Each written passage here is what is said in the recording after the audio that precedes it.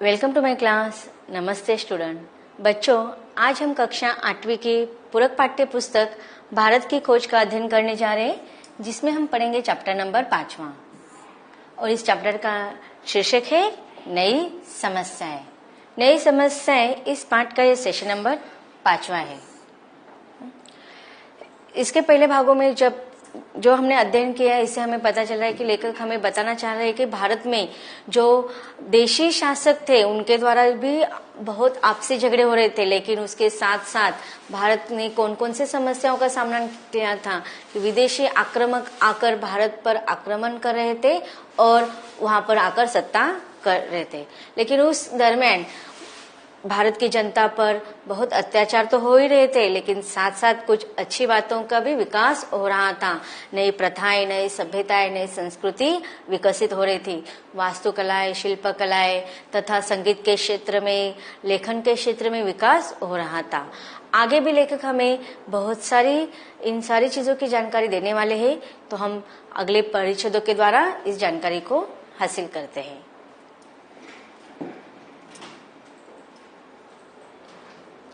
अब आगे जो लेखक हमें बताना चाह रहे हैं, उसके लिए लेखक ने पॉइंट लिखा है बाबर और अकबर भारतीयकरण की प्रक्रिया। अब इसके पहले भागों में हमने देखा था कि भारतीयकरण, यह शब्द हमने सुना है। क्या अर्थ होता है भारतीयकरण का? कि जो विदेश में रहने वाले जो लोग हैं वह भारत में आकर बस जाते हैं और फिर वह अपने आप को भारत का ही मानने लगते हैं, अर्थात भारत के ही नागरिक सदस्य के रूप में, भारत के ही एक परिवार के रूप में वह अपना जीवन वहां पर घुल मिल जाते हैं। अर्थात वह भी भले ही उनका जन्म किसी और स्थान पर हुआ हो, लेकिन वह जब भारत में आए तो उन्होंने पूरे तरह से अपने आप को भारत का ही मान लिया था और इस प्रकार भारतीयकरण की यह प्रक्रिया शुरू हो गई। यहाँ पर इन परिच्छेदों के द्वारा हमें लेखक मुगल साम्राज्य के जो शासक थे बाबर और अकबर, इनके बारे में विस्तार से जानकारी देने वाले हैं। इसके पहले भागों में भी हमने मुगल शासकों के बारे में वर्णन पढ़ा था, जैसे कि महमूद गजनवी है, फिर गौरी, इनके बारे में हमने बहुत जानकारी हासिल की थी, लेकिन उनका उद्देश्य अलग था। और यहाँ पर ये जो मुगल साम्राज्य थे, शासक थे, उनका उद्देश्य अलग है। इसको हम सविस्तर से क्या दोनों में परिवर्तन है, बदलाव है, यह हम जानते हैं। अकबर भारत में मुगल खानदान का तीसरा शासक था, फिर भी साम्राज्य की बुनियाद उसी ने पक्की की। अब देखिए, जब भारत पर मुगल आक्रामक आकर साम्राज्य स्थापित करने की कोशिश करे थे, उनमें बहुत सारे अब तक हमने पढ़े हैं कि जैसे मोहम्मद गजनवी, उसके आगे उनके पिताजी ने भी यहाँ पर भारत पर आक्रमण करके अपने साम्राज्य की नींव डालने की कोशिश की थी। उसके बाद शहाबुद्दीन गौरी के द्वारा हमने पढ़ा, फिर हुमायूं के बेटे बाबर, फिर बाबर के बाद आते हैं अकबर। तो इस प्रकार अकबर जो है वह भारत में मुगल खानदान का जो शासक के रूप में थे, वह उनका स्थान तीसरा माना जाता है। फिर भी भारत में मुगल साम्राज्य की जो बुनियाद रखी गई थी वह अकबर ने ही मजबूत की थी। उसके बाबा ने दिल्ली के सिंहासन पर ईस्वी सन 1526 में विजय प्राप्त कर ली थी। भारत में आने के 4 वर्ष के भीतर ही बाबर की मृत्यु हो गई। उसका अधिकतर समय युद्ध में और आगरा में एक भव्य राजधानी बनाने में ही बीता। यह काम उसने कुस्तुतुनिया के एक प्रसिद्ध वास्तुशिल्पी को बुलाकर कराया था, जो तुर्क की राजधानी मानी जाती थी उस समय। अब देखिए, जब बाबर ने भारत पर आक्रमण करके अपना साम्राज्य स्थापित की थी, तो उस समय, अब उसके पहले भी जो आक्रमक आए थे मुगल साम्राज्य के, जैसे कि मोहम्मद गजनवी, उन्होंने क्या किया था, 17 बार भारत पर आक्रमण किए, लेकिन उन्होंने भारत पर शासन नहीं किया था। उसका उद्देश्य भारत पर शासन करना नहीं था, बल्कि भारत पर आक्रमण करके लूटपाट करना, वहां के सारी धन दौलत संपत्ति को लूटना और अपने प्रांत में ले जाकर उसको संपत्ति धनवान बनाना, यह उसका उद्देश्य था। वो भारत पर शासन नहीं करना चाहता था। लेकिन बाबर इन्होंने क्या किया, आक्रमण किया और भारत में ही वास्तव किया और भारत में ही शासन किया। और इस प्रकार भारत में शासन करके उन्होंने एक नई प्रकार के भारत में एक सूत्रता में बांधने का प्रयास किया था। तो लगभग भारत में उन्होंने 4 वर्ष तक अपना साम्राज्य स्थापित किया था और उसके बाद उनकी मृत्यु हो गई थी। उन्होंने अपने साम्राज्य काल में जो भी अधिक समय बिताया था वो अधिकतर युद्ध करने में और एक आगरा में एक भव्य राजधानी बनाने के उनका प्रयास था। और उस राजधानी बनाने के लिए उन्होंने एक विशेष प्रकार के वास्तुशिल्पी के चुनाव किया था। बाबर का व्यक्तित्व आकर्षक है, वह नई जागृति का शहजादा है, बहादुर, साहसी, जो कला और साहित्य तथा अच्छे रहन सहन का शौकीन है। उसका पौत्र अकबर उससे भी अधिक आकर्षक और गुणवान है। तो देखो यहाँ पर लेखक यही बताना चाहते हैं कि एक नई समस्या के रूप में जब मुगल साम्राज्य आए थे तो उन्होंने समस्या निर्माण की थी, लेकिन फिर भी उन्होंने जो वर्चस्व स्थापित करके भारत पर एक नई संस्कृति, नई सभ्यता की निर्माण की थी। सारे जो शासक थे वह क्रूर नहीं थे, बहुत सारे दयावान थे। उन्होंने आने पर भारत में बहुत सारा बदलाव लाया, परिवर्तन लाया। उसमें ही बाबर और अकबर का नाम लिया जाता है। इन परिच्छेदों में लेखक ने उनके व्यक्तित्व का वर्णन किया है। आपको प्रश्न पूछे जा सकते हैं कि उनकी विशेषता क्या है, तो यह सारे परिच्छेद में आए हुए वाक्य आप उसमें लिख सकते हैं। अकबर जो थे वह बहुत बहादुर थे, दुस्साहसी है, योग्य सेना नायक है और इस सब के अलावा विनम्र और दयालु है तथा आदर्शवादी और स्वप्नदर्शी है। अब देखिए उनके व्यक्तिगत गुण थे कि वह न केवल आक्रमण करके भारत पर उन्होंने वर्चस्व स्थापित किया, लेकिन उनके व्यक्तिगत विशेषता यहाँ पर लेकर बताना चाहते कि वो बहुत बहादुर थे, दुस्साहसी थे, योग्य सेना नायक थे और तथा इतने बड़े आक्रामक स्वभाव के होने के बावजूद भी वह विनम्र और दयालु थे, आदर्शवादी थे, स्वप्नदर्शी थे। उन्होंने स्वप्न देखा था एक आदर्श भारत बनाने का।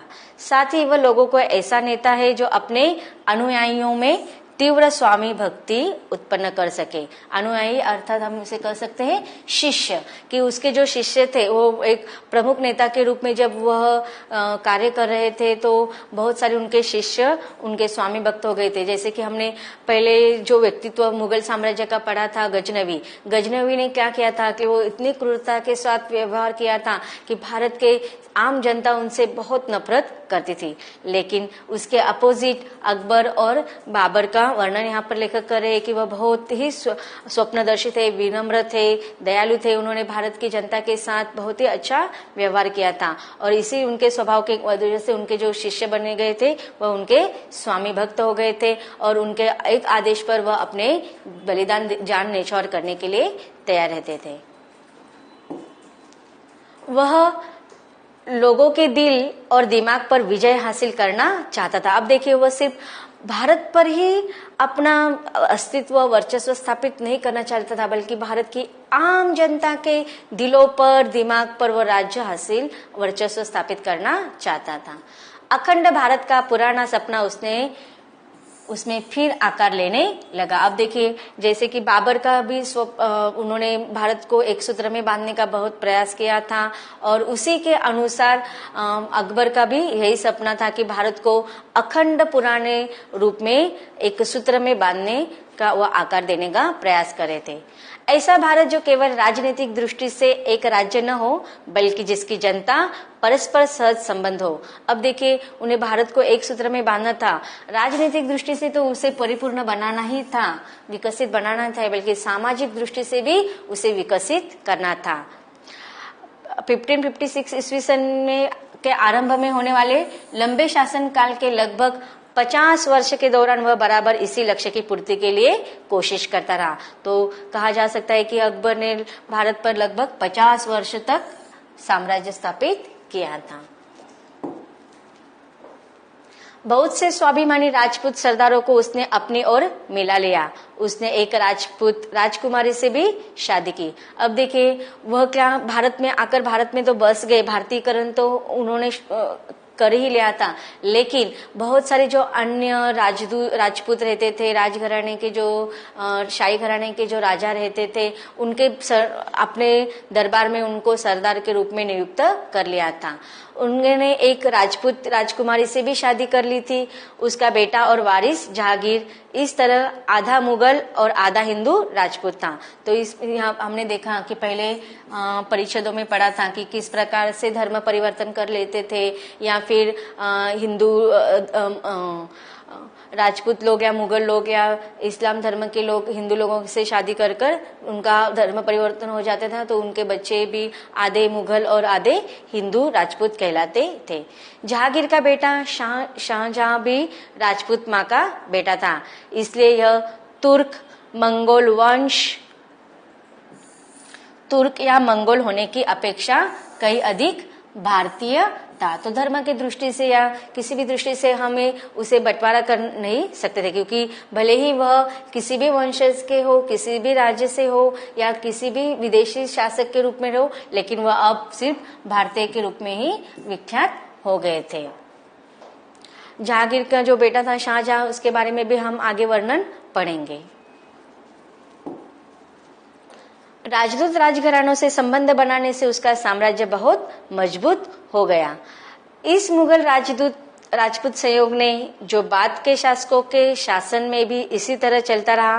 केवल सरकार, प्रशासन और सेना को ही नहीं, बल्कि कला, संस्कृति और रहन सहन को भी प्रभावित किया। तो इस प्रकार अकबर ने पूरे भारत को एक सूत्र में बांधने के लिए न केवल आम जनता को दिल जीतने की प्रयास किया, बल्कि बड़े बड़े उच्च वर्गों के लोगों को भी उन्होंने अपने राज दरबार में स्थान देकर उनका भी मन जीत लिया था। और इस प्रकार से केवल सरकार, प्रशासन और सेना को ही उन्होंने महत्वपूर्ण स्थान नहीं दिया था, बल्कि अपने राज्य शासन में उन्होंने भारत में बहुत सारी कला, संस्कृति और रहन सहन की विशेषताओं, पद्धतियों को अपनाकर अपना एक अलग व्यक्तित्व प्रभावित कर दिया था। पर अकबर को राजपूताना में मेवाड़ के राणा प्रताप की अभिमानी और अदम्य आत्मा का दमन करने में सफलता नहीं मिली। अब देखिए जैसे कि विदेशी आक्रामक भी आकर यहाँ पर बैठ गए थे, लेकिन जो देशी शासक थे वह ऐसे विदेशी शासकों के हमेशा खिलाफ रहते थे। तो उन्होंने राणा प्रताप जैसे स्वाभिमानी और अदम्य व्यक्तिमत्व का दमन नहीं कर पाए, उनको पराजित नहीं कर पाए। राणा प्रताप ने एक ऐसे व्यक्ति है जिसे वह विदेशी विजेता समझता था। औपचारिक संबंध जोड़ने की बात बजाय जंगलों में मारे मारे फिरना बेहतर समझा। जहाँ पर अकबर का साम्राज्य बहुत सारे राजघरानों के शासकों ने स्वीकार कर लिया था, लेकिन राणा प्रताप है ऐसे व्यक्तित्व थे, उन्होंने अकबर के इस शासनकाल को सिर्फ विदेशी विजेता समझते थे और उनसे वह आपसी किसी भी प्रकार का संबंध नहीं जोड़ना चाहते थे। और आपसी संबंध जोड़ने से बल्कि आपसी संबंध जोड़ने के बजाय वह ऐसे ही बिना शासन के मारे मारे फिरना पसंद करते थे।